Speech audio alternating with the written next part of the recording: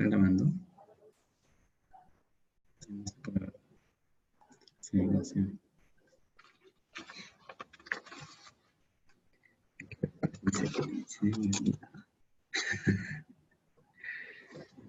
A todos los asistentes de este diplomado en gestión de instituciones educativas. En el tercer módulo de gestión del talento humano habíamos previsto 8 sesiones y ahora estamos a punto de desarrollar la sesión denominada gestión de innovaciones.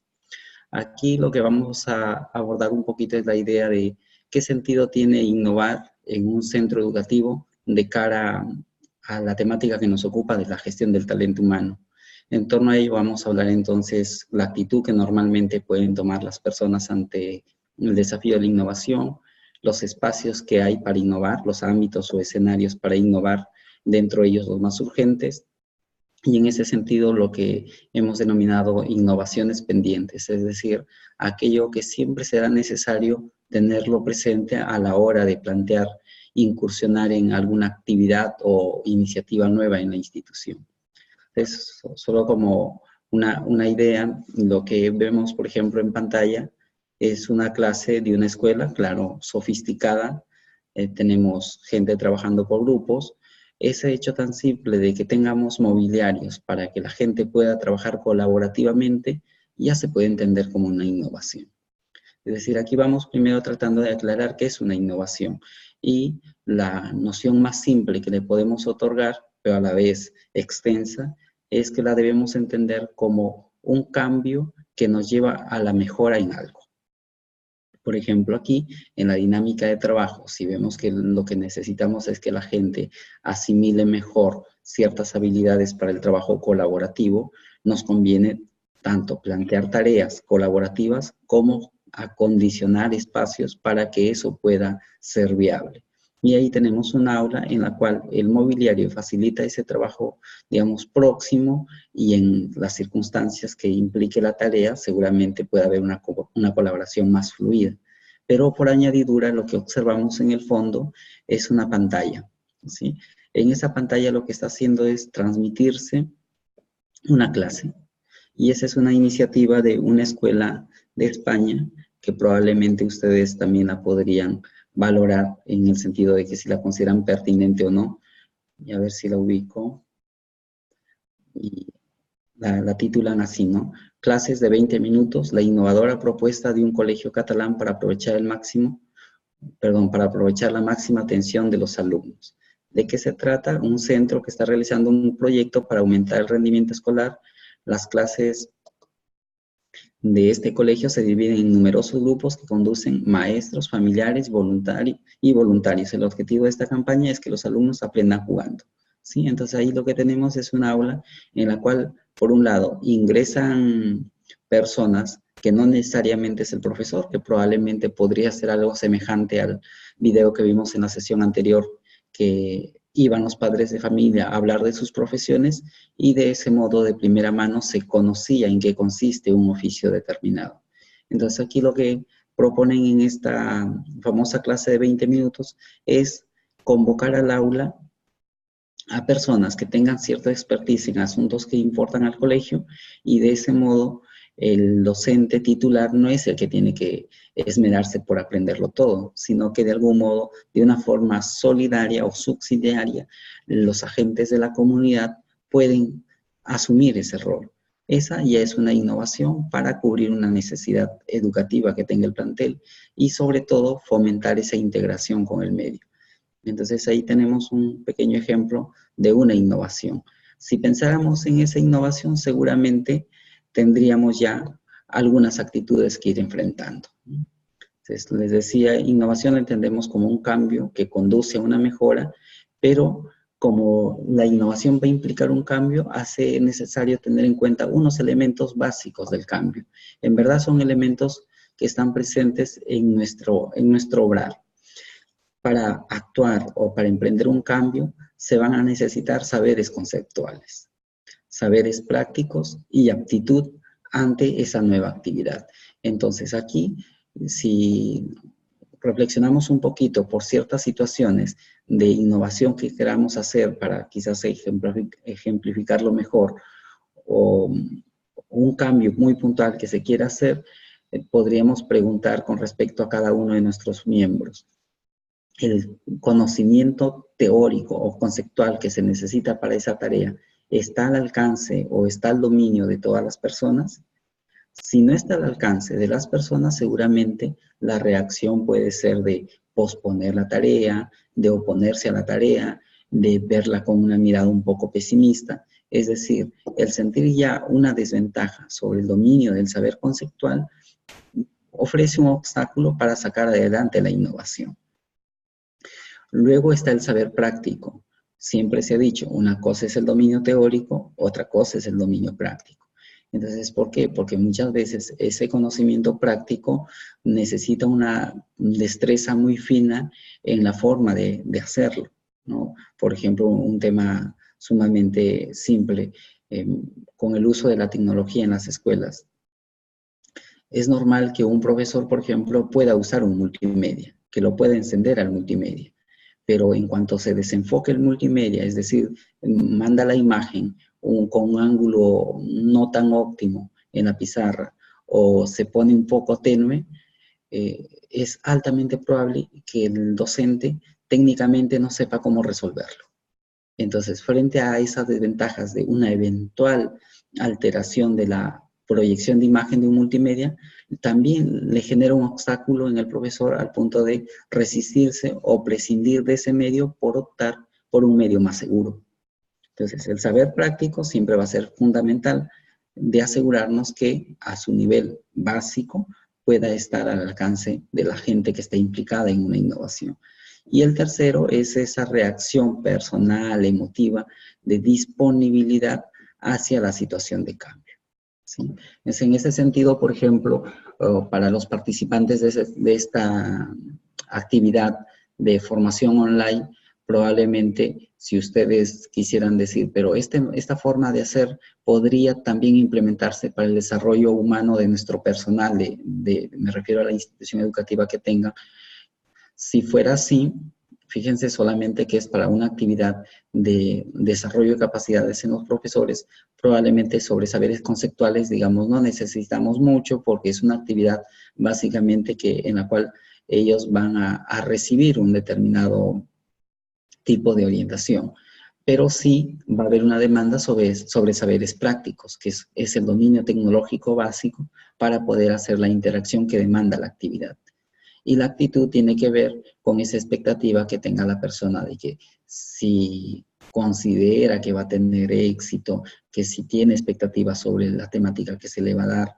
Entonces, ese conjunto o esas tres dimensiones del tener el saber conceptual o teórico, del tener el saber práctico y la actitud, hacen posible que en conjunto haya más viabilidad para una innovación o menos viabilidad.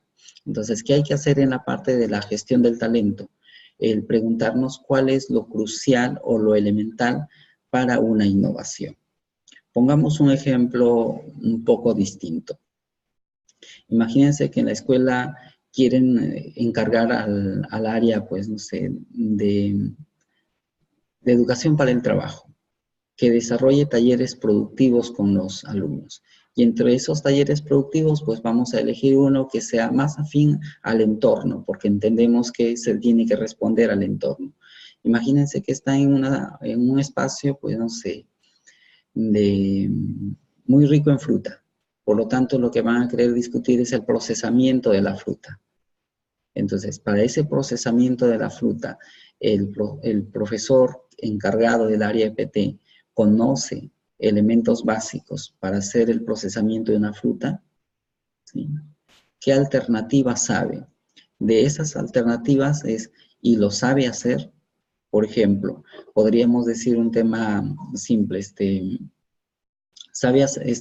conceptualmente sabe cómo se hace una conserva de mango, pero en la práctica lo puede hacer. Contaba una experiencia, por ejemplo, de la producción, si la gente que nos sigue es de Piura, podrá entender que ha habido un empuje por la producción de la famosa panela granulada, que es el procesamiento de la caña de azúcar para venderla como panela, y la panela pues se vende en forma sólida y también granulada, semejante al azúcar. Entonces hubo una oportunidad de que la parte técnica de un módulo, digamos la parte técnica que le asignaron a un módulo productivo de panela granulada, sabía muy bien cuáles eran los niveles de dulzura que debería tener la caña para poderla moler, sacar el jugo y procesarlo. Entendía muy bien qué temperaturas hay que manejar en los hornos, pero lo que no sabía es en qué momento hay que sacar la panela, exactamente en qué momento hay que sacar la mezcla que se está cocinando para que dé el punto del granulado. Entonces, lo que contaban anecdóticamente era que se sabía muy bien la parte técnica, pero el momento mismo ya de decir, pues, es el momento de retirar esta mezcla que está en el fuego para poderla batir y luego tener la panela granulada, pues se equivocó 2 veces y tuvo que desistir de hacer esa sesión demostrativa para que lo haga otra persona que sin tener el conocimiento científico a ese nivel de dominio, pero sí el práctico, lo ejecute. Y efectivamente la actividad lograron sacarla adelante, pero no siempre las personas que tienen el dominio conceptual lo tienen en la práctica, ¿sí? Igual nos puede pasar en el tema de gestión de recursos humanos. Todos entendemos que las personas estamos impulsadas por unas necesidades, lo cual nos configura unos motivos y nuestras motivaciones que pueden ser de carácter, digamos, extrínseco, intrínseco o trascendental, pero al momento de dirigir a las personas, esas teorías se nos olvidan y en la práctica imperan otras cosas, porque no vemos viable de cómo integrar conceptualmente esas nociones a la práctica. Entonces aquí, para un cambio o una innovación que se quiere emprender en sus ámbitos, es fundamental poder determinar conceptualmente cuál es lo básico que debe saber la gente, como saberes prácticos, qué cosa debería saber hacer, y la actitud sí es un poco ya más subjetiva, ¿no? de trabajarla. Luego, que tengamos presente para este tema de la gestión de innovaciones es que la organización, insisto con esta idea, tiene básicamente 3 desafíos. O sea, una organización, una institución tiene una misión, una finalidad que le da el sentido de existencia, que tiene que terminar desarrollando bien un producto o desarrollando un servicio, pero en esa dinámica de llegar a producir su servicio o su producto, tiene estos desafíos. El primero, el de hacer bien las actividades ordinarias, como por ejemplo una escuela, lo que tiene que hacer bien es ese proceso formativo, de poder enseñar bien, de poder orientar bien a los niños, de poder acoger bien a los niños. El servicio radica en lo que le podamos ofrecer al niño, principalmente. Entonces, eso no va a implicar lo que conocemos como la tarea ordinaria. Pero también en esa dinámica de querer prestar el servicio hacia los estudiantes, se nos pueden presentar ciertos conflictos o ciertos problemas. Como por ejemplo, sencillamente un asunto de conducta en la cual hay presencia de violencia en el aula o en el patio, que puede ser entre alumnos o alumno-profesor o alumno frente a una persona externa. Pero puede suscitarse un problema de violencia. Ese problema ya nos invita a que pensemos en cómo lo podemos afrontar. Se puede abordar, o la gente que está presenciando esa actividad, que puede ser un docente o el coordinador de tutoría o lo que tengan como apoyo en el colegio, si logra ser testigo que una actividad como esa tiene los recursos suficientes para enfrentar el problema, o lo deja que aumente. ¿Por qué decimos este tema de violencia? Que puede ser un asunto más o menos frecuente en las escuelas, sobre todo en los patios. En los patios se debe tener claridad de que cuando se hace coincidir a todos los alumnos en la misma hora de recreo, pues los patios se llenan de alumnos. Solamente imaginen un colegio en el cual puedan estar ustedes teniendo acercamiento o laborando, que tenga unos 400, 500 niños, para un patio pues que tenga un área, no sé, de 600, 1000 metros cuadrados, y ya entenderán que los espacios son reducidos. y además los espacios que prefieren los niños, que es donde pueden jugar, tipo una zona de juegos, tipo una plataforma, pues la invaden unos y el resto no tiene un espacio, por lo menos de preferencia para jugar. Entonces nos genera ciertos conflictos y lo que debería preguntarse es si el recreo es para que jueguen. ¿Tenemos escenarios para que todos encuentren una oferta o una oportunidad de juego? Porque si no tienen todos una oportunidad de juego, pues no hay condiciones de igualdad en el colegio. Y el no haber condiciones de igualdad ya nos está exponiendo a una situación de falta de eficiencia directiva, ¿sí? Entonces, siempre nos van a presentar problemitas en el colegio y lo que tenemos aquí como necesidad es tener la capacidad de saber resolverlo. Y ese saber resolverlo, otra vez volvemos. Para resolverlo, ¿qué tipo de conocimiento necesito? ¿Qué tipo de técnicas debo dominar? ¿Sí? Y tengo la voluntad de enfrentarlo. Es decir, trabajar un poco la motivación hacia hacerse cargo de los desafíos del centro. Y el tercer desafío, quizás un poco de mayor implicancia e incluso de complejidad, es la innovación.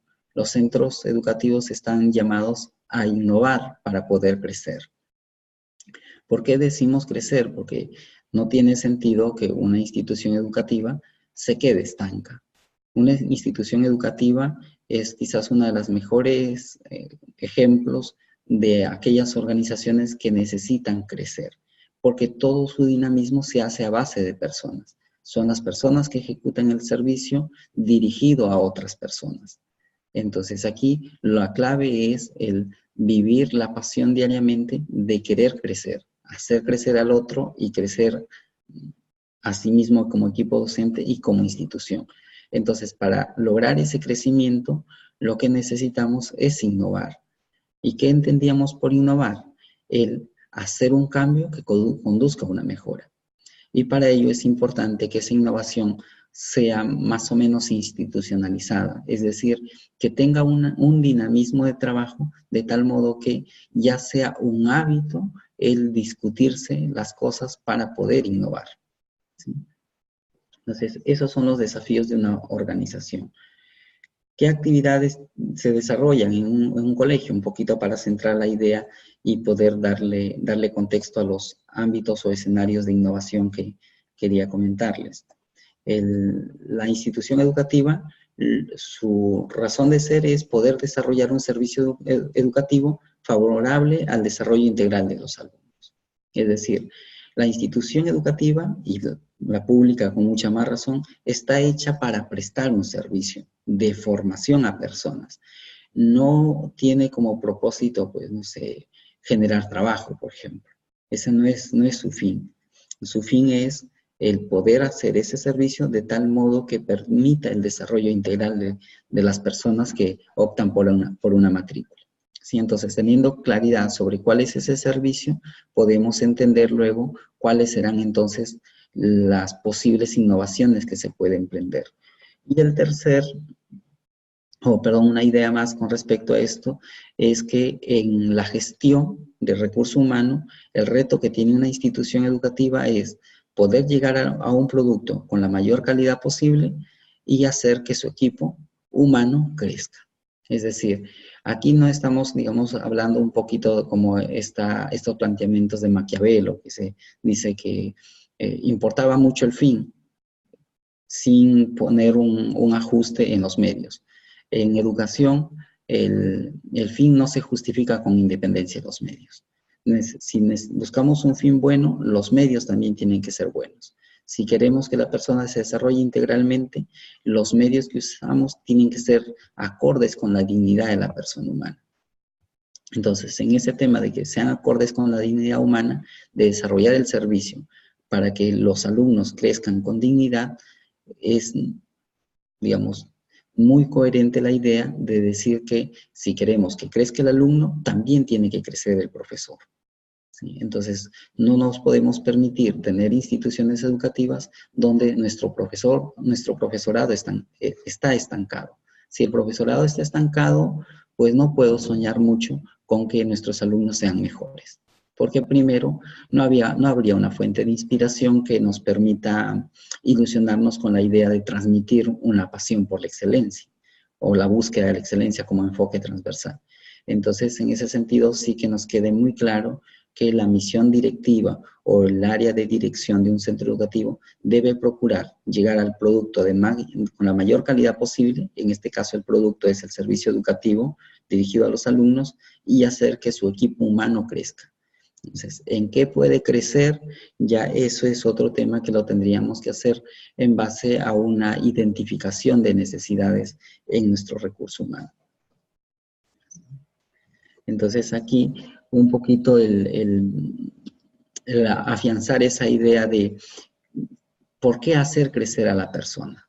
Entonces, les voy a compartir un video de un educador llamado Richard Herbert, en la cual va en la misma línea de Ken Robinson, que era un material que les conté en una oportunidad, con respecto a que cada una de las personas es valiosa y la misión del docente, y por extrapolación de la escuela, es hacer posible que las personas desarrollen eso valioso y muy, digamos, muy propio de cada uno. Entonces, escuchamos este video o vemos este video y luego comentamos un poco esa idea de por qué hay que incidir en el desarrollo del talento.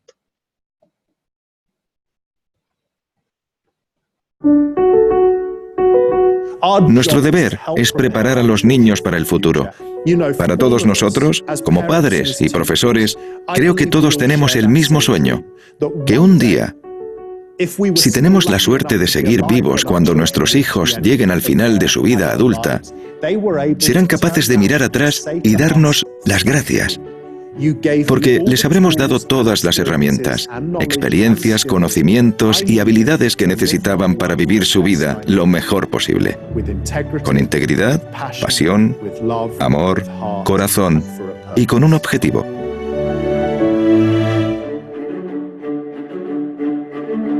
Como seguro que todos sabéis, me preocupa mucho el estado de la educación, no solo en España, sino en todo el mundo. Me preocupa que en el sistema educativo siempre nos dejamos guiar por la presunción de incompetencia. Es decir, asumimos que todos los niños son unos vagos, que no quieren aprender y que tenemos que empujarlos a través del sistema para que aprendan.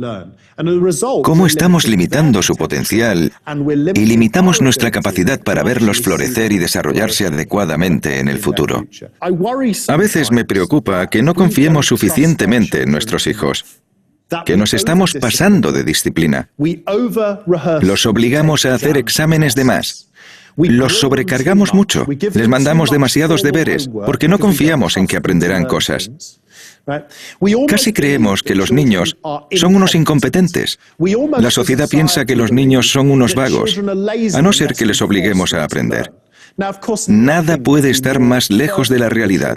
Nada les quita más las ganas de estudiar a los niños que sentarse en casa cansados, con padres gritándoles, profesores presionando para hacer deberes que francamente les aburren. Porque lo que sí sé sobre la gente que tiene mucho éxito es que tienen éxito porque les apasiona lo que hacen. Sienten pasión por lo que hacen, y esa pasión es la que hace que superen momentos difíciles, decisiones duras, riesgos, fracasos. Como padre, lo que diría al resto de padres es que ayudéis a vuestros hijos a descubrir sus pasiones y apoyadlos, porque esa pasión los llevará mucho más lejos que vuestra opinión de qué asignatura es más importante que otra. Una de las cosas que creo que la sociedad ha hecho ahora, para más de una generación, es demonizar a los niños. Todo el mundo piensa que las siguientes generaciones son peores que la suya, que se comportan peor, que la siguiente generación va a acabar con el planeta. La mayoría de los niños no son traviesos o violentos porque sí, escogen comportarse así. Una de las cosas que los grandes profesores y los grandes padres entienden es que la mayoría de conductas presentes en los hijos las provocan problemas más profundos. Muchos niños son violentos porque están enfadados, porque sienten que son insuficientes de alguna forma. Algunos tienen miedo. A otros les falta confianza, otros pasan por situaciones muy duras y complicadas en sus vidas. No podemos decir simplemente, compórtate, sé bueno, no te pelees, no te enfades. Tenemos que molestarnos en pasar tiempo con nuestros alumnos, conocer su entorno, las vidas que llevan. Sí que tenemos que cerciorarnos de que entienda que ese comportamiento no es apropiado. Claro que sí. Pero, además, tenemos que preguntarnos ¿de dónde proviene ese comportamiento? ¿Qué podemos hacer para que ese chico mejore su vida? Para que puedan modificar su comportamiento. Según mi experiencia con los niños que presentaban malas conductas, esa es su forma de pedir ayuda.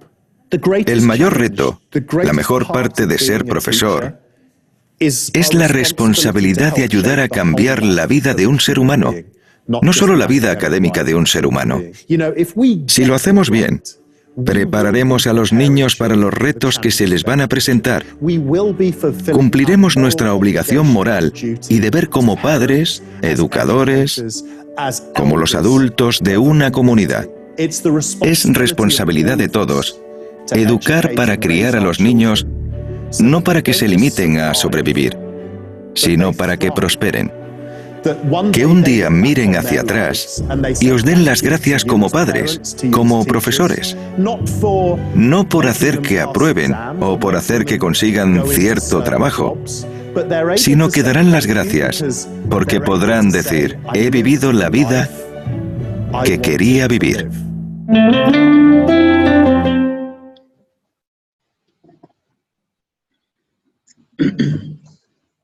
Ahí tenemos el testimonio de Richard Herbert. Hay varias ideas importantes para el tema que nos aborda. Como vemos, una de ellas clave es que las personas tienen éxito porque tienen pasión por lo que hacen, ¿sí? Entonces, si lo que nos importa en la gestión del talento es llegar a un buen resultado, en otras palabras, lo que nos importa es llegar al éxito, lo que tenemos que hacer un poquito en cuenta regresiva para llegar al éxito, ¿qué es lo que necesitamos? Que la gente se implique con pasión. Entonces, para que la gente se implique con pasión, hay que identificar primero qué les apasiona, desarrollar eso que les apasiona y tratar de darles esa oportunidad para que tengan un espacio en nuestro centro. Entonces, ahí sí que se abren dos posibilidades. Una posibilidad o un ámbito de trabajo en la gestión del talento, mirada como el desafío en sentido amplio para un centro educativo, es que tiene, por su naturaleza, tiene que gestionar el talento humano para lograr desarrollar el servicio que le compete, que es la formación, pero por el otro lado, tiene que darse cuenta que el servicio está dirigido hacia alumnos, hacia personas.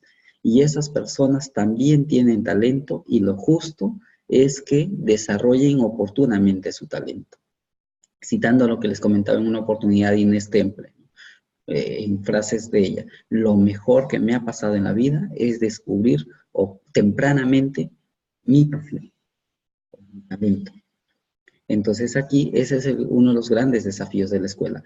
Probablemente no lo pueda hacer sola, pero lo que no se puede permitir es tener gente sin pasiones y aún más, conociendo las pasiones, no haber generado condiciones, no haber innovado, no haber adecuado escenarios para que la vivan, ¿sí? Entonces, el gran reto aquí, reitero como síntesis de esta parte, para la dirección, para el equipo directivo de un colegio, es darse cuenta que está trabajando con personas, que todas las personas son diferentes, que cada quien tendrá habilidad, que cada quien debe tener un talento y que lo justo sería procurar dar una oportunidad para que lo desarrolle. ¿Sí? Entonces, lo tienen que desarrollar nuestros docentes y lo tienen que desarrollar nuestros alumnos. Entonces, aquí unos indicadores indirectos que podríamos plantearnos es, queremos que nuestros alumnos aprendan, que sean exitosos, que sean felices.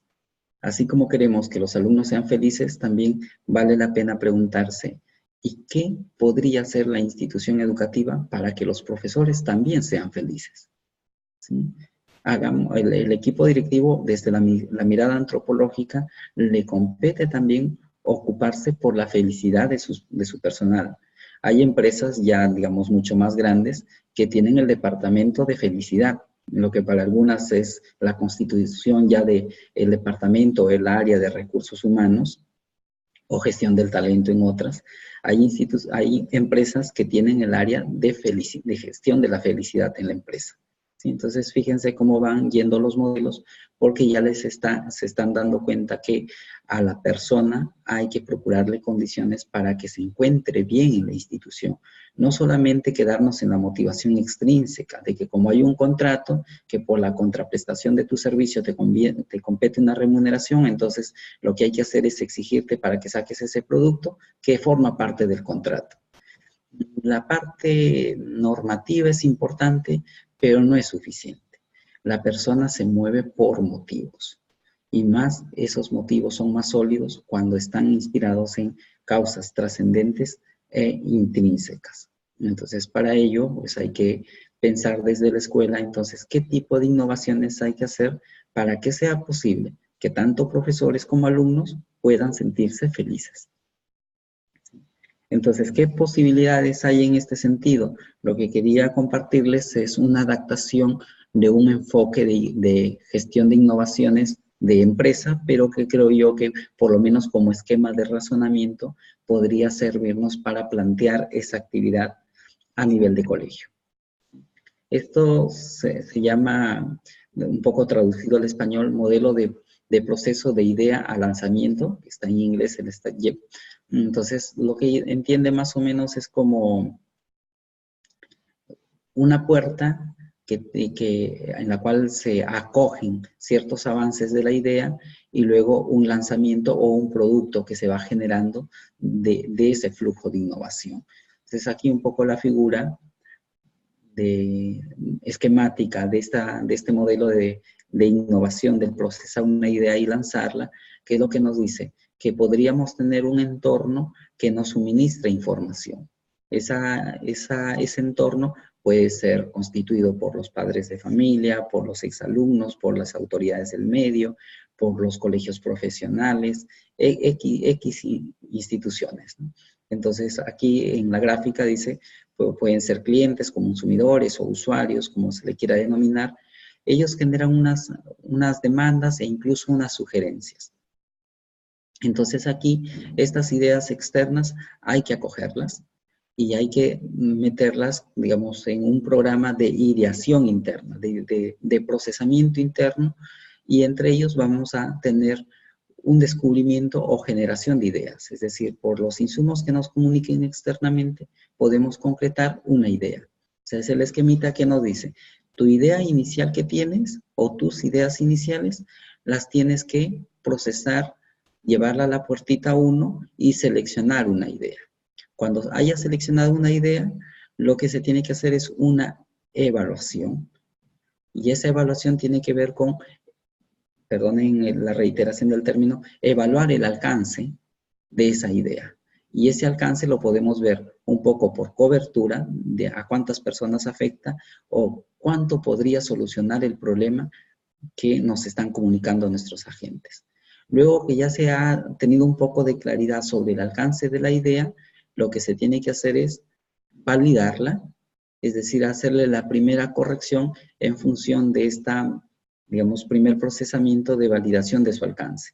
Una vez que la valida la idea, ya se puede hacer un primer borrador de en qué consistiría entonces su desarrollo. Cuando ya se tiene claridad en qué consistiría su desarrollo, lo que se tiene que hacer es presentarla a la jefatura intermedia para que valore si es que la idea conviene seguir desarrollándola o se anula o se corrige, ¿sí? Entonces, aquí en esta primera parte hay una alta interacción entre los agentes que nos transmiten la idea o el desafío y el procesamiento que lo tenga las personas vinculadas con la posibilidad de innovar en la escuela. Porque es importantísimo tener claridad sobre este punto de pare de la puerta 3 de tomar una decisión. Porque hay oportunidades en las cuales cuando los directivos se distraen un poco, te plantean una idea para que la trabajes, tú estás trabajando, envías avances o le planteas avances y solamente te dan una respuesta genérica o como va bien, y te entretienes mucho tiempo y llega un momento en que dicen, para la actividad que me estaba planteando, por ejemplo, no tenemos autorización. Entonces, claro, tú dices, he trabajado un montón y no tengo autorización, pero eso lo pudiste haber dicho hace tiempo. Sí, pero recién me doy cuenta. Entonces, suceden esas cosas cuando aquí en la puerta 3, cuando ya se le presentó el primer borrador de la idea, no se atrevió a tomar una decisión. ¿Sí? Esto es muy frecuente en diferentes tipos de instituciones. Se tienen que ir tomando decisiones cada cierto tiempo. Y sobre esas decisiones, si bien es cierto, nuestros modelos de gestión tienen que tener una flexibilidad, tampoco se puede estar regresando a cero siempre. ¿Sí? Hay que ir registrando avances y ir llevando el producto a nuestro punto final. O sea, después de la puerta 3, cuando ya se decide que sí se va a trabajar la idea, lo que tiene que hacerse es hacer el plan. En este caso, por ejemplo, para una empresa, hacer el prototipo del producto. Si hablamos de educación, es hacer el plan del servicio que queremos desarrollar. Una vez que tenemos el plan del servicio, lo que tenemos que hacer es someterla a una evaluación tipo prueba. Es decir, que contrasten si este plan que se hizo podría resolver el problema. Y aquí es muy importante que ya se vayan integrando personas multidisciplinares para que puedan tener una visión más holística de lo que se está planteando. Luego que se hace esta prueba, ya se pasa a un proceso de validación, es decir, hacerle el control de calidad. Y ese control de calidad tiene que estar asociado muy bien con lo que está planteando nuestro prototipo versus la necesidad del punto de partida. Y luego una vez que ya se ha validado, que se verifica que eso sí tiene sustento suficiente para confiar o esperar que va a resolver la necesidad que estamos haciendo, hay que lanzarla. Y el lanzamiento para una institución educativa empezaría por la institucionalización o oficialización del servicio que queremos hacer. Y una vez que está oficializado, ya se lanza a su ejecución. Esa es un poquito la idea de este procesamiento de ideas para generar una innovación. ¿Cuál es la riqueza del método? Que nos va advirtiendo que hay unos pasos puntuales en los cuales tenemos que llegar a concebir cierto producto, verificar la calidad de ese producto e ir tomando decisiones progresivas. Eso es lo bonito de este modelo. Veamos ahora un ejemplo. ¿Sí? Y el punto de partida era la generación de ideas, ¿no? Imaginemos que ustedes tienen el gran desafío que se han dado cuenta que en la educación, por definición, la educación le compete en primer orden a la familia y la escuela tiene un rol subsidiario frente a la educación. Es decir, es un segundo plano, es un colaborador. Por más que sea parte del sistema formal de la educación, la escuela está en un segundo plano. Entonces, para hacer algo sólido en la educación, necesitamos la cooperación de los padres de familia. Entonces, esa es la situación, que queremos generar la cooperación de la familia. Entonces, tenemos que generar ideas. Puede que externamente nos puedan plantear buenas ideas, o si no, como equipo debemos tratar de generar esas ideas. Una de ellas es la técnica de reversión de supuestos. ¿En qué consiste esto? En que tenemos que buscar una ruta alterna a lo que habitualmente estaba sucediendo. Como por ejemplo, en el caso de los padres de familia, dice, bueno, como necesitamos que cooperen los padres de familia, hay que hacer una escuela de padres. Bueno, ya pasa, escuela de padres. ¿Y qué tiene que suceder en la escuela de padres? Que los padres vengan al colegio.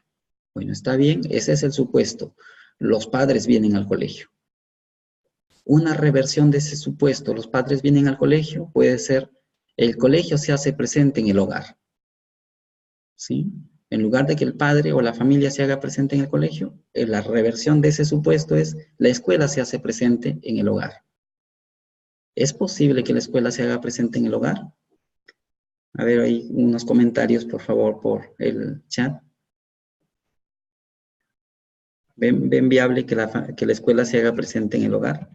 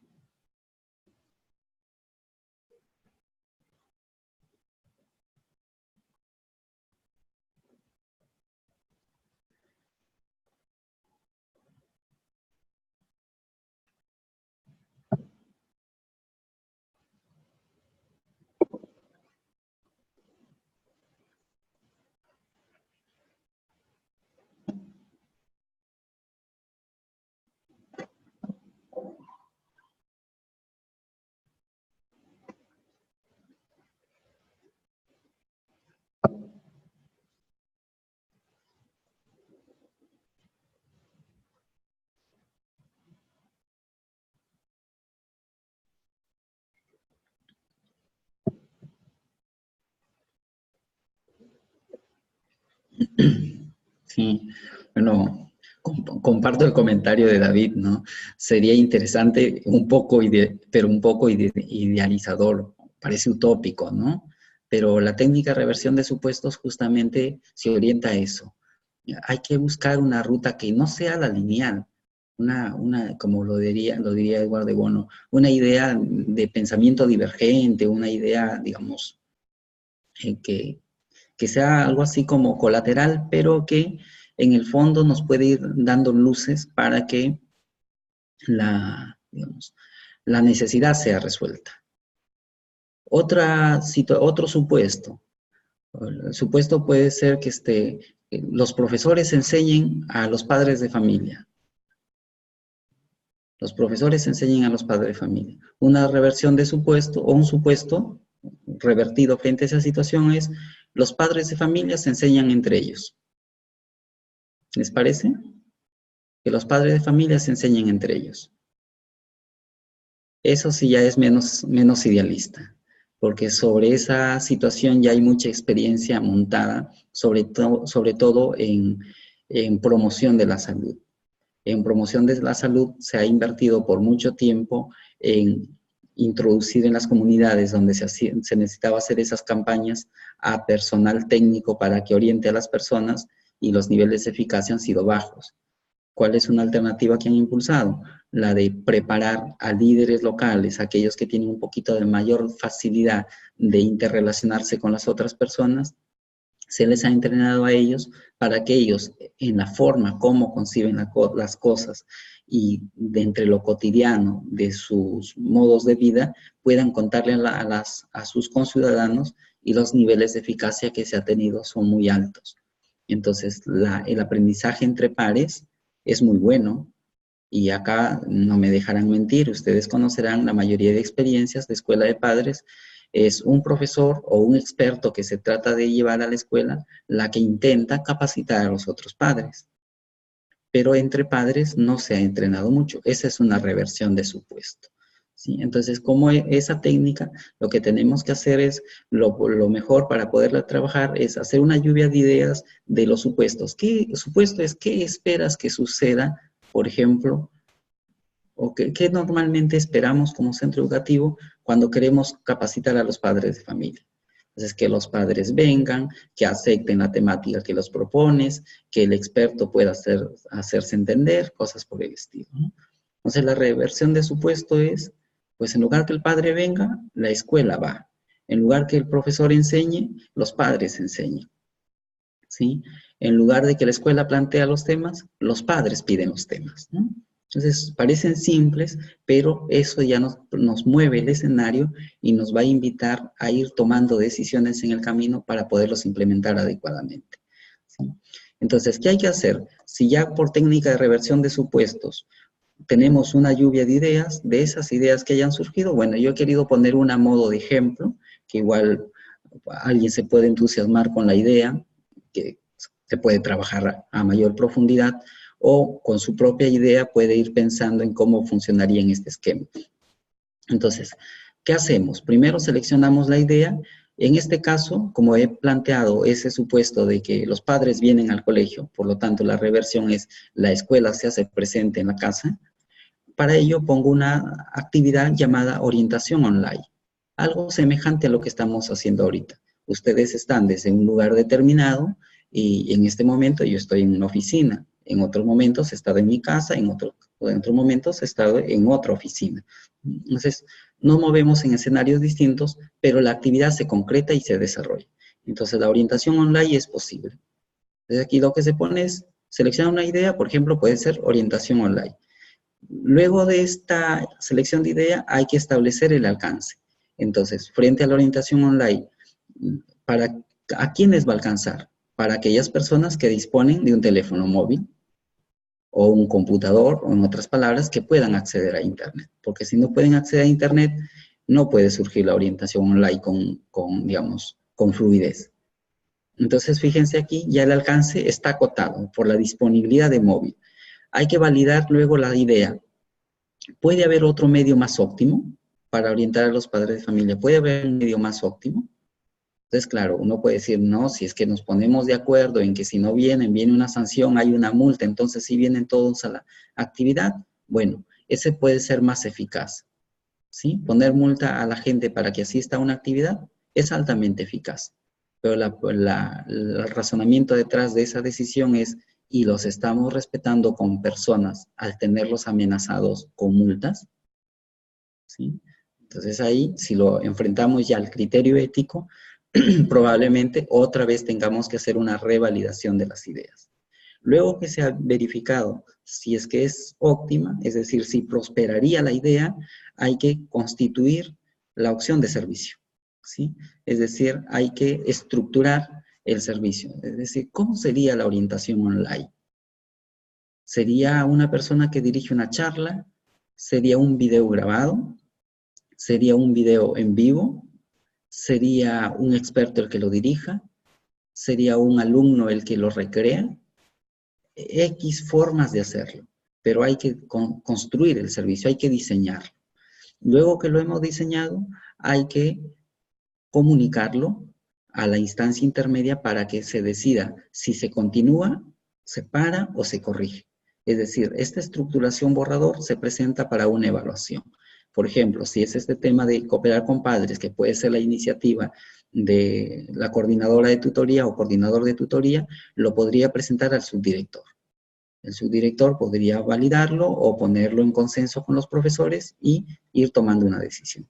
Luego de tomar la decisión, suponiendo que fue aprobado, hay que desarrollar ya el servicio. Es decir, aquí podríamos haber dicho, va a ser por videos grabados por los alumnos. Bueno, entonces hay que preparar a los alumnos para producir un material muestra de cómo sería ese servicio.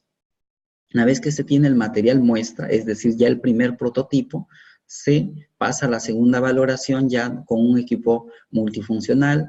Generalmente se sugiere aquí que sean ya entre la parte directiva, aquella que va a terminar de tomar la decisión cuando se tenga que institucionalizar.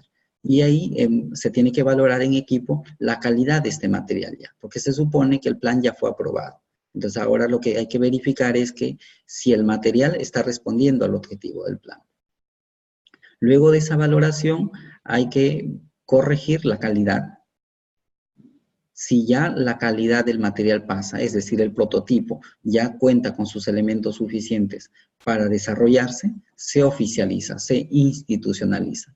Por ejemplo, en el caso de escuela de padres, ¿qué es lo que tendría que hacerse? Pues ya se cuenta con el material, por lo menos el de partida, se comunica a la gente, no sé, se puede comunicar con una reunión de socialización, vía agenda, el medio que sea, que va a haber este servicio en marcha. Y luego ya una vez que se oficializa, pues se lanza su ejecución. Entonces, este es un poquito el flujo de gestión de una innovación. Parto de unas ideas, de una generación de ideas en torno a una necesidad y voy avanzando, selecciono idea, evalúo el alcance, valido idea, si lo apruebo, desarrollo un prototipo, un esquema, presento el esquema, si se aprueba el esquema, desarrollamos el prototipo de servicio, tengo prototipo de servicio, lo mando otra vez a evaluación con un equipo un poco más profundo, si ese equipo más profundo lo aprueba, pues se verifica ya la calidad de los productos y ya una vez teniendo productos de calidad, lo institucionaliza y se ejecuta. Durante estas 3 primeras etapas, como lo vemos acá en el esquema, estas 3 primeras etapas de la generación de ideas, de establecer alcance y construir el caso de negocio o el servicio, lo que se recomienda es una fuerte interacción con los agentes vinculados. Como por ejemplo, en este caso, si va a ser trabajo con familias, en toda esta fase el trabajo es con familias. Pero en cuanto ya pasamos al desarrollo del prototipo, se entiende que ese es trabajo técnico, que él es inherente a la empresa, a la organización o a la escuela. Como por ejemplo, si voy a trabajar escuela de padres aquí, le puedo preguntar qué tema quieres que aborde. Pero ya que te voy a decir en cada tema, ya esa es cuestión de tarea del experto, ¿no? Es la persona que dirige o quiere constituir ese servicio. Entonces ahí tenemos un modelito de flujo de cómo podríamos ir progresando con una idea de innovación que queramos lanzar. Entonces, ¿Cuáles son las innovaciones pendientes? Aquí quería compartirles un documento de una firma, una consultoría internacional, McKinsey, que en el campo de educación ha generado 3 informes. Uno el 2008, el otro, el estudio lo hizo en 2010, publicado en 2012, y el último el 2017, ambos de amplia repercusión a nivel de educación en el mundo. Entonces, en el informe, trabajado el 2010, publicado el 2012, cuentan un poquito de esta idea de, trabajaron este informe en base a la idea de cómo continúan mejorando los sistemas educativos de mayor progreso en el mundo. Y en esos documentos ellos lo que encuentran es que hay colegios que los consideraron según sus criterios de bajo rendimiento, que estuvieron un tiempo en bajo rendimiento y que progresaron a mediano rendimiento. Y ellos tienen unas características de innovar. Y los que estuvieron en medio rendimiento tienen unas características un poquito distintas en cómo han innovado para llegar a alto rendimiento. Y esa información se las quiero comentar porque yo creo que en el marco de esos contextos que ya están probados, que han funcionado, nos aclara un panorama de los ámbitos que podrían tener ustedes en sus propias instituciones. Todo enmarcado en esa línea de hacer posible que los alumnos encuentren su pasión para que alcancen el éxito y de manera análoga los profesores. Entonces, la primera situación que encuentran es que hay que aumentar el calibre o el nivel de docentes y directores que ingresan a la profesión. Es decir, hay una mirada que para pasar de trayectos buenos a muy buenos, hacen hincapié en la formación profesional. Y para ello, lo primero es caer en la mirada de las personas que recién se están insertando a la labor, ¿no? ¿Recuerdan cuando hablábamos de la parte de selección del personal?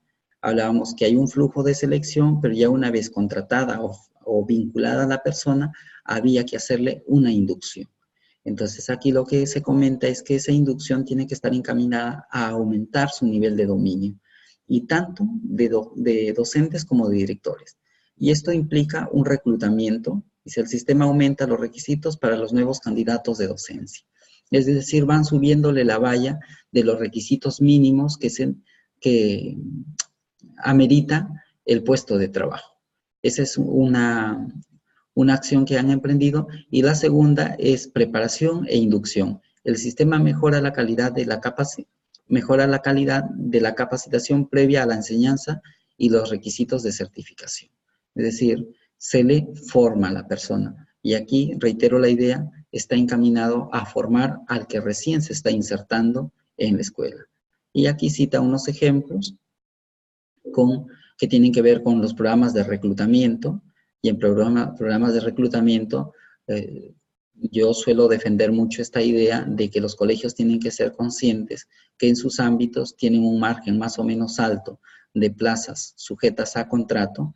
Por lo tanto, esa plaza de sujeto a contrato te permite estar incidiendo en un mejoramiento de perfiles. En cambio, el que está nombrado, la salida es formarlo, si es que hace falta, ¿no? Formarlo, en cambio en el otro lo puedes pedir formado. Entonces ahí hay una diferencia fuerte en la ventaja que tiene un buen programa de reclutamiento.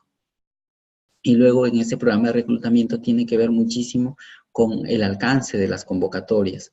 Y ahí también, sobre todo en escuela, tiene que verse que sí importa, por ejemplo, el grado de parentesco, de amigos, que suele suceder en unos entornos, en unos casos, una alta identificación con el medio. Por ejemplo, vamos a decir, somos de la provincia X y en esta provincia X solamente vienen profesores de procedencia de la provincia X.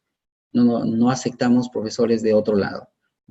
Bueno, y si en la provincia X no hay profesionales preparados para el puesto X, ¿qué sentido tiene que te empeñes en seguir teniendo profesores de la provincia X?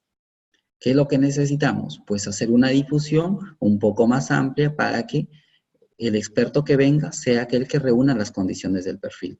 Porque finalmente, en la escuela, tengámoslo claro, que si lo vemos como puesto de trabajo, si le cuidan el puesto de trabajo a una persona, en el mejor de los casos, la beneficiaria es esa persona que se gana el puesto, pero los afectados son los alumnos del colegio que no tienen la persona para el puesto que se necesitaba. Y muy distinto es si ya prescindes de no darle la plaza X para la persona que procede de la provincia X y le da la oportunidad a uno de otra provincia, por graficar la idea, los beneficiarios, el perjudicado puede ser uno al que no le diste la plaza, pero los beneficiarios son todos los alumnos que formarían parte de las materias que desarrolla este profesor experto. Entonces, para lograr eso se necesita que el programa de reclutamiento sea amplio, que llegue a donde está el experto. Y con esto, por ejemplo, un dato para enfatizarlo, se dice que las mejores empresas al talento no lo captan por un reclutamiento público, sino que lo están captando por una búsqueda focalizada, es decir, identifican cuál es la institución que está preparando o en qué institución están laborando las personas más listas en lo que necesitan y es ahí donde anuncian el pedido. ¿Sí? Entonces, por ejemplo, si quieren un profesor de arte, pues en lugar de poner, por decir, un aviso en el periódico, mejor lo pongo en las escuelas de arte, por citar un ejemplo. Luego hay una capacitación previa a la enseñanza, que es lo que se pone como ejemplo, y requisitos de certificación que tiene que ver aquí con las condiciones que se le piden a las personas para que pueda acreditar su perfil para el puesto. ¿Sí? Otro tema o otro ámbito para innovar es aumentar el nivel de los docentes y directores existentes. ¿Sí? Fíjense, el primero es aumentar el nivel de los que se insertan. El segundo, de las personas que ya están dentro del medio. Y el tercero, toma de decisiones basadas en la escuela, en la mirada del centro. Entonces, comentamos un poquito el tema de aumentar el calibre de los docentes y directores. ¿Por qué? Fíjense que esa es una respuesta bastante ligera que se encuentra en unos centros. Dicen, nos ha tocado los que nos han tocado. Y aquí hay gente que no se va a mover para nada. Es más, hay unos casos que dicen, por ejemplo, de la escuela tal, ya sabemos que a ese profesor lo único que lo vemos es en las fiestas. En el resto de capacitaciones nunca se le ve. Y todo el mundo sabe de ese ámbito que a esa persona nunca se le ve. Entonces, en unas respuestas un poco ya más extremas, ¿qué te dicen? Lo único para que cambie es cuando deje de trabajar en el colegio. ¿No? Que es dura, probablemente se siente como que se ha tirado la toalla, pero mientras la gente esté en el colegio, lo que se tiene que hacer es el esfuerzo por aumentar su nivel, de la gente que está dentro. Y el aumentar ese nivel, aquí lo que propone este documento es considerar tres aspectos. Uno, el desarrollo profesional, ¿no? Y lo que nos argumenta aquí es que el sistema aumenta, si el sistema aumenta los requisitos del desarrollo profesional y da más oportunidades al aprendizaje y al desarrollo propio, que sea impulsado por pares. Por pares nos referimos a compañeros o por el centro mismo. ¿Sí? Entonces, en este caso, por ejemplo, cuando dice que el trabajo sea por pares o el desarrollo profesional sea por pares, tiene mucho sentido cuando se articulan dentro del centro una especie de redes o cuando hay oportunidades de formación, el enviar a la gente por pares o por tríos. Porque cuando se envía solo uno, corremos el riesgo de que aprenda algo, pero no comprenda la visión completa del tema de capacitación, o lo comprenda, pero no tiene con quién discutirlo en su centro. En cambio, si son dos o son tres, la posibilidad de discusión y su posterior profundización e implementación en la práctica educativa va a ser mayor. Entonces, en muchos casos, por ejemplo, en programas de capacitación, sí he recomendado que si vas a capacitar en dirección de personas, pues no solamente capacites al director, capacita al director y un profesor más, porque tiene con quién discutir, quien lo pueda apoyar, quien pueda explicarlo en sus propios términos cuando tenga que explicarlo a su profesorado. Luego, la capacitación en servicio. La capacitación en servicio tiene que ver mucho con esa idea del entrenamiento que hay que dar a las personas.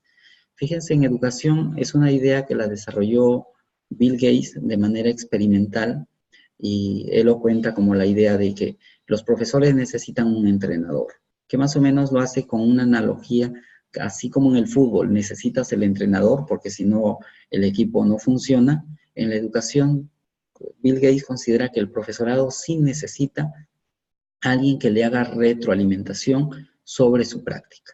Entonces, eso se entiende como una capacitación en servicio.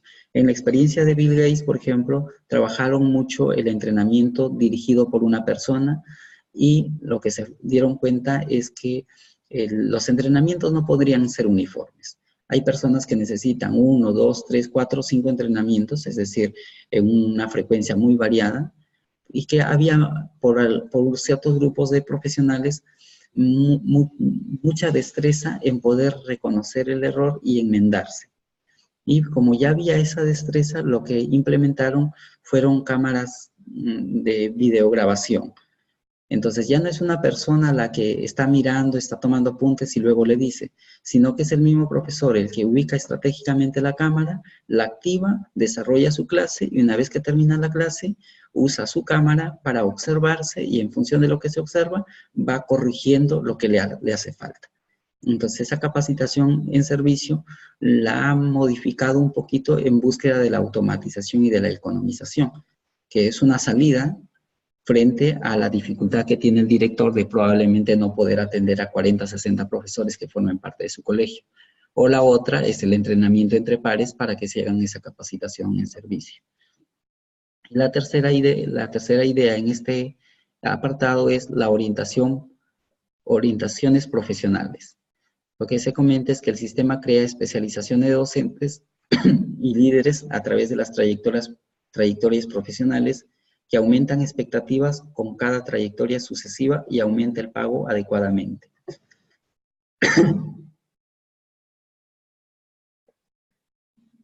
Claro está que esta idea está referida a sistemas educativos. Ya a nivel de institución la podríamos pensar un poquito de adecuar con la orientación profesional, que es hacer una especie de escuela, valga la redundancia, dentro del colegio. Es decir, por ejemplo, el hacerse expertos, por citar un tema que ahora está muy, digamos, cobrando mucho auge, que es el aprendizaje basado en proyectos. Podría ponerse a una persona que se forme, que estudie, que profundice, y que éste a su vez se encargue de orientar al resto de profesores en la metodología del aprendizaje basado en proyectos. Es decir, él le va orientando. Y pueden ponerse una meta como estímulo. Aquí probablemente no puedan aumentar el sueldo, pero sí desarrollar proyecto que luego lo van a escribir y que luego eso lo van a publicar a modo de libro, y al publicarlo a modo de libro ya tienen un reconocimiento social, primero por la biblioteca y luego que les mejora su escalafón magisterial. Entonces, fíjense cómo una pequeña escuela de formación interna puede llevarnos al punto de hacer méritos académicos, ¿sí? Y luego la toma de decisiones basada en la escuela tiene que ver, o en este caso de experiencias, en esa capacidad que tienen las escuelas de autoevaluarse y tener un poco de flexibilidad en sus prácticas. En cuanto a autoevaluación, lo que se comenta es que los sistemas fomentan la pertenencia en la escuela para la mejora introduciendo la autoevaluación y haciendo que los datos sobre el desempeño estén más disponibles. Es decir, hay un seguimiento mucho más cercano de cómo están sucediendo los desempeños en los estudiantes para ir tomando decisiones con respecto al nivel de eficiencia que van teniendo sus prácticas. Es decir, esto tiene que ver mucho con esta idea que yo le comentaba la sesión anterior, de una institución inteligente, de una escuela que sea capaz de mirarse hacia adentro, de captar lo que está pasando para que se tome una decisión. Entonces, la autoevaluación importa mucho e importa que se haga en base a criterios y a disponibilidad de recursos objetivos, no a esas autoevaluaciones subjetivas de qué creen que tenemos, cuáles creen que son nuestras fortalezas, cuáles creen que son nuestras debilidades, sin contrastarla con ningún dato, al punto que muchas veces hacen esas famosas autoevaluaciones donde hay unas contradicciones internas entre las fortalezas que señalan y las debilidades que tienen. Por ejemplo, señalan profesores no formados en el enfoque curricular y en fortalezas, profesores altamente dispuestos a la capacitación. Entonces, si están altamente dispuestos a la capacitación, ¿cómo es que no están capacitados, ¿no? Por ejemplo. Entonces, ese tipo de autoevaluaciones no es lo que refiere este apartado, sino aquellas que son capaces de valorar el nivel de logro, pero en base a datos objetivos. Y la flexibilidad, lo que se comenta es que el sistema le da a las escuelas la flexibilidad para llevar a cabo programas especializados adecuados a sus estudiantes, con derecho a una descentralización pedagógica cada vez mayor, ¿sí? Esto de la descentralización o de la autonomía a nivel de centros es muy reclamada en el profesorado, pero a la par importa mucho que puedan tener criterio para estructurarla, ¿no? Entonces, por ejemplo, aquí en flexibilidad, como dice, si a un colegio le plantean, por ejemplo, la idea de hacer robótica con estos famosos kits de Lego, y dice, no, pero es que no tengo horas, insértalo en educación para el trabajo, no, no se puede. Entonces, hay una negativa fuerte para poder integrar. No obstante, lo invitan al desfile de fiestas patrias y dicen, sí, hay que entrenar a nuestra gente, hay que sacarla a marchar, para sacarla a entrenar para marchar si tienen tiempo. Ahí sí generan tiempo, pero por ejemplo para un taller de robótica no alcanzan a ver la forma de justificar tiempo para ello, ¿no? Es un poco contradictorio. La flexibilidad que se demanda muchas veces necesita argumentación para poderla sostener. Entonces ahí también hay que desarrollar mucho criterio profesional para poder defender una flexibilización que esté justificada por las necesidades expresadas por los alumnos. ¿Sí? Entonces aquí lo que hemos visto son unas demandas o unas situaciones que ya han emprendido sistemas educativos o ámbitos regionales que les ha permitido pasar de estados o de trayectorias de desempeño bueno a muy bueno y que podrían estar pendientes en las escuelas de las cuales ustedes proceden o podrían estarse pensando vincular. Entonces, en resumen, tienen que incidir mucho con el tema de formación, tanto de profesores que recién se insertan, como de los profesores que están dentro, y luego el tener, trabajar ese eje de toma de decisiones en la escuela a partir de la autoevaluación y la flexibilidad de las instituciones. Luego, ¿qué han hecho las escuelas que estaban en una calificación de muy buenas para pasar al excelente? Pues aquí, fíjense, difieren un poquito los hallazgos que consiguieron los de la firma McKinsey. ¿Inciden en la formación? Sí. Pero también lo que hablan es del trabajo entre pares y de la innovación. Entonces, en el primer ámbito de aumentar el calibre o el nivel de los docentes y de los directores que ingresan a la profesión, es un tema común con las escuelas que pasaron de un nivel bueno a muy bueno. Pero en este caso, las escuelas que pasaron del nivel muy bueno al excelente, trabajan lo que es la idea de comunidades de aprendizaje, ¿sí? ¿Cómo lo entienden?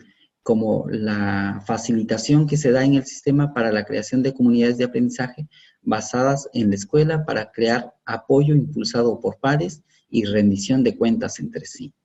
Es decir, por ejemplo, si ya se decide que un profesor que tiene un poco más expertise va a ser escuela de padres, convoca taller, forma a la gente, lo lógico es que el equipo al cual está formando haga algo, porque si no hace algo, no se compromete, pues esta persona se va a sentir defraudada.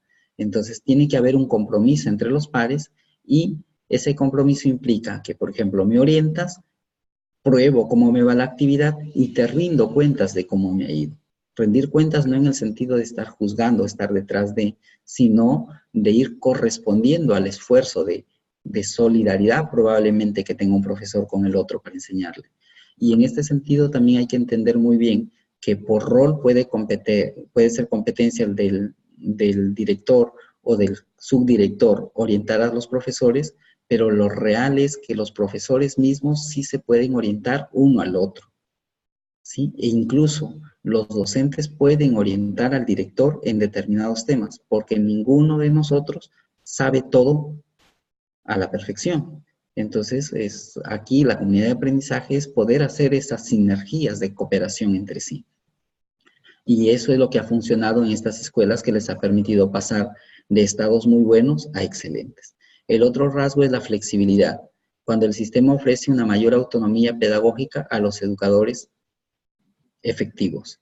Es decir, si el profesor siempre da resultado positivo y es responsable, tiene su criterio ético, no hay por qué estarlo persiguiendo ni parametrarle las cosas para que haga de determinado modo. Como ya tiene su nivel de expertise, lo va a hacer seguramente. Y esto tiene que ver mucho con el tema de creatividad. Lo que se comenta con datos verificados respecto a creatividad es que Las personas son creativas cuando más abierta es la tarea y son menos creativas cuando más indicaciones le dan. Entonces, si más indicación le damos al profesor, por ejemplo, que tiene que programar siguiendo este modelo, donde el apartado A quiere decir esto, el B esto, el C lo de acá, pues el profesor lo que va a hacer es perder el foco del proceso educativo para focalizarse en llenar el formato. Y lo que queremos es que eduque, que piense bien el proceso formativo. Lo que importa no es que el formato esté bien lleno, porque finalmente ese formato, como lo he reiterado en varias veces, ni lo leen. Entonces, ¿para qué me importa el formato? Lo que me importa es que piense bien el proceso que va a hacer. Entonces, ¿en qué tiene la cabeza la persona? ¿En los formatos o en el proceso formativo hacia sus alumnos? Entonces, sobre ello tenemos que ir siendo muy conscientes. Luego, las rotaciones. El sistema rota a los educadores en todo el sistema a fin de difundir el aprendizaje y los estilos variados de las distintas tutorías.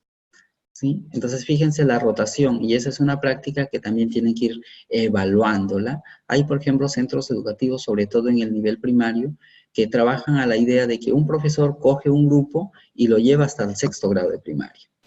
Otras escuelas que trabajan que un profesor coge un grado y lo lleva hasta el 2º grado. Otro lo coge en 3º y lo lleva hasta 4º, y así por pares, ¿no? Y se van circulando. Otros que lo que hacen es básicamente especializarlos a los profesores en un grado. Tu profesor de primer grado, tu profesor de 2º grado, y así sucesivamente. Cualquiera sea el estilo, aquí lo que se ha demostrado es que las rotaciones importan, pero sobre todo lo que importa es la autoevaluación, que en el plantel se pueda reconocer si es que se está logrando buenos niveles de eficiencia en el servicio. Y si no, pues hay que tomar decisiones, hay que innovar, y para innovar hay que ver qué tipo de talento hay que perfeccionar en el equipo. Luego, de crear más mecanismos de respaldo para profesionales. Ese es importantísimo, el tener mecanismos de soporte o de apalancamiento, como lo menciona acá. El sistema incrementa el personal administrativo en escuelas para que los docentes y directores puedan enfocarse en las tareas pedagógicas y de liderazgo en vez de tareas administrativas. Fíjense ahí el tema, ya está clarísimo. ¿Cuánto tiempo invierte el profesor, por ejemplo, corrigiendo exámenes? ¿Sí? Si es un profesor, por ejemplo, de secundaria, imaginemos el profesor del área de matemática, que el colegio tiene solo un aula por grado. Como cada aula tiene, no sé, pues, podría ser 5 horas de matemática. Para que complete su jornada de 30 horas laborables, ¿qué tiene que hacer ese profesor? Trabajar en 4 secciones completo y 2 horas completarla probablemente con otro curso. Entonces, ese profesor, pues, tiene que recorrer 4 aulas, es decir, muy probablemente el 80% del alumnado. Entonces, en la fase de evaluación, tiene que corregir lo que ha pedido al 80% del alumnado de ese colegio. Y esa tarea es pesada. Y frente a esta tarea pesada, pues el profesor puede tener, por ejemplo, la idea de automatizarla con una prueba, pues quizás objetiva, o con un formato ya un poquito más sintético impreso. Y para ello lo que va a necesitar es el apoyo de la institución, el apoyo material y probablemente administrativo, porque en algunos casos, por ejemplo, incluso el fotocopiado, porque en el colegio tienen fotocopia, quieren que lo siga haciendo el profesor. Entonces, sin subestimar roles, el profesor se supone que es experto en enseñar a docentes, en enseñar a alumnos. Más nos importaría que invierta su tiempo enseñando a alumnos, haciendo tutoría con alumnos, que fotocopiando un examen. ¿Se entiende? Ese famoso dicho de zapatero a tus zapatos, pues también tiene que ver con el rasgo del nivel de profesionalización que tenga la persona y tratar de habilitar tiempo para que se ocupe de aquello que es experto, que se ocupe de aquello en lo cual está su pasión, ¿sí? Entonces podemos tener insatisfacciones de la gente porque más invierte o más tiene que focalizarse en tareas administrativas que en las propiamente académicas. Entonces, un gran desafío también que tenemos aquí es la fase de planificación. Es un sentimiento muy arraigado o muy amplio en el profesorado de que siente que pierde tiempo en hacer planificaciones tediosas que no son funcionales. Entonces, si esa es la realidad de vuestras escuelas, Lo que tienen que hacer es poner en discusión de cómo mejoran esa situación y ver hasta dónde su autonomía les permite moverse. Luego están las innovaciones entre las escuelas con el apoyo del sistema. Y en este caso lo que se comenta de estas escuelas que tuvieron esas trayectorias exitosas es que las innovaciones la innovación se da entre las partes interesadas. El sistema apoya e identifica ejemplos de prácticas innovadoras en las escuelas, prácticas de enseñanza y aprendizaje, prácticas para involucrar a padres de familia, de la comunidad, etc. Y luego desarrolla mecanismos para compartir estas innovaciones con todas las escuelas. Es decir, se recoge experiencias exitosas del sistema y se logra compartir con las otras. Es decir, estas comunidades de aprendizaje que podrían producir conocimiento, ese conocimiento podría socializarse con las demás. Entonces, hay una idea para innovar, por ejemplo, si en la escuela logran digitalizar sus buenas experiencias, podría hacerse un espacio digital común en la cual el resto del profesorado podría acceder. Ahora la tecnología permite disponer de discos virtuales o la famosa nube. En esa nube podríamos colocar los productos para que cualquiera de nuestros docentes de la escuela puedan acceder a ese contenido bien diseñado. Y si vamos un poquito más allá, los ámbitos de UGEL también podrían liderar esta idea. Entonces, ya quizás como tienen un poco mayor envergadura, mayor expertise, podría pasarse por un tamizaje de seleccionar las experiencias que tienen unos buenos estándares de calidad y ponerlos a la disponibilidad de todo el profesorado del ámbito, ¿sí? Entonces, fíjense ahí cómo esto se apalanca y eso es lo que ha funcionado en las escuelas que les ha permitido pasar o en los sistemas que les ha permitido pasar de rendimientos muy buenos a rendimientos excelentes. Entonces, en todo eso que les he comentado, a diferente nivel y de acuerdo a los rasgos que tendrán cada uno de sus centros, pueden ustedes encontrar un ámbito de innovación. ¿Cómo innovan para constituir una comunidad de aprendizaje, para hacer una rotación óptima en la escuela, para flexibilizar o garantizar autonomía pedagógica al profesorado, el cómo apalancamos o cómo le damos soporte al profesorado para que se ocupe más de aquello en lo que es bueno y no lo estresamos en aquello que no le gusta? No sé si me dejo entender en esa idea. Entonces, lo que vamos a hacer ahora, para ir un poquito terminando, es la idea de que la formación o el aprendizaje siempre va a ser una demanda en las instituciones educativas o en las organizaciones. Y la gestión del talento lo que tiene que ocuparse es de procurar que la gente aprenda aquello que le va a permitir desarrollar con mayor calidad el servicio, para lo cual se ha constituido la organización, y que ellos a su vez como personas crezcan. Entonces vamos a ver un video adicional en la cual nos cuenta la idea o nos fundamenta la importancia de aprender y por qué entonces hay que planteárselo a nuestros equipos.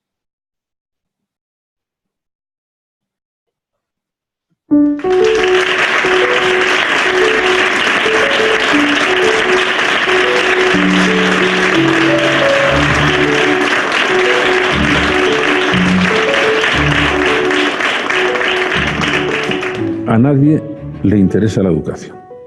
Ya sé que interesa mucho a los padres, que están asustados, y ya sé que a la sociedad se acuerda de la educación como de Santa Bárbara, cuando truena.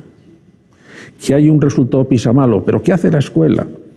Que hay violencia en las aulas, pero ¿qué hace la escuela? Que tenemos niños muy gordos, pero ¿qué hace la escuela? Accidentes de tráfico, pero ¿qué hace la escuela? Toma de drogas, pero ¿qué hace la escuela? Se pelean los padres, pero ¿qué hace la escuela? Hay machismo, pero ¿qué hace la escuela? Bueno, hay que acordarse de la escuela en los momentos de bonanza, que es cuando se prepara todo esto. No es que exagere al decir que la sociedad española no se interesa de la escuela. En las encuestas mensuales del CIS, ¿habéis visto alguna vez que aparezca la educación entre las preocupaciones de los españoles? No. Pues ahí está el asunto. En este momento nos estamos dando cuenta hasta qué punto una ley que ha regido a la sociedad siempre funciona de manera implacable. es lo que llamo la ley universal del aprendizaje, que dice así: toda persona, toda institución, toda sociedad, para sobrevivir, necesita aprender al menos a la misma velocidad a la que cambia el entorno. Y si quiere progresar, tiene que aprender a más velocidad. Y eso es, queramos o no queramos. ¿A alguno de vosotros se os preguntó si queréis aprender a manejar programas de ordenador? Os dijeron, o aprendes o estás fuera. Y hubo que aprender.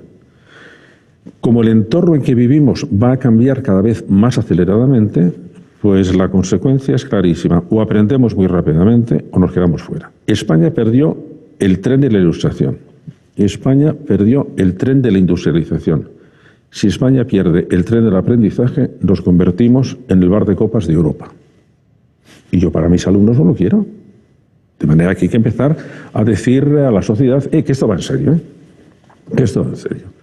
Y que podemos tener un problema de paro juvenil cronificado, gravísimo, porque no estamos poniendo las medidas necesarias para atajarlo. Y es un asunto de una gran injusticia social. Se ha roto el pacto social que había entre generaciones, que se basaba en que la sociedad decía a los jóvenes: si tú te formas bien, nosotros nos encargaremos de que puedas desarrollar tu proyecto de vida. Y ahora nos encontramos con que mucha gente joven nos dice: oye, yo me he preparado muy bien, cumplir esa parte. Y la sociedad dice: pues no la voy a cumplir. Y entonces se está produciendo una serie de disfunciones muy trágicas para muchas personas. Ahí hay, en el fondo, hay un programa de justicia educativa. Y por lo tanto, los que nos dedicamos en educación, que deberíamos ser todos, en distintos niveles, debemos tomarnos esto en serio. No podemos dejar a la casualidad que nos arregle los problemas. En todo el mundo hay unas encuestas que hay sobre escasez de talento. Y una de las cosas que preocupa es: ¿tendremos la capacidad para desarrollar el talento necesario para enfrentarnos con los problemas que se nos van a venir encima? Bueno, ¿y quién tiene que encargarse de eso? Quien genera talento es la educación. De manera que o funcionamos bien o realmente tenemos un porvenir un poco oscuro, pudiéndole tener muy claro. Para solucionar hay que tener una actitud activa ante el asunto, una actitud creativa, una actitud tenaz. La pasividad no arregla los problemas. Si está todavía empezando, vamos a ver si tenemos un pacto educativo. Mire usted, si ya se ha pasado el momento del pacto educativo. Si eso ya se ha pasado, si tenemos que ir a cosas más ambiciosas, si tenemos que ir a la movilización educativa de la sociedad, porque si no estamos trabajando todos en eso, no lo conseguimos.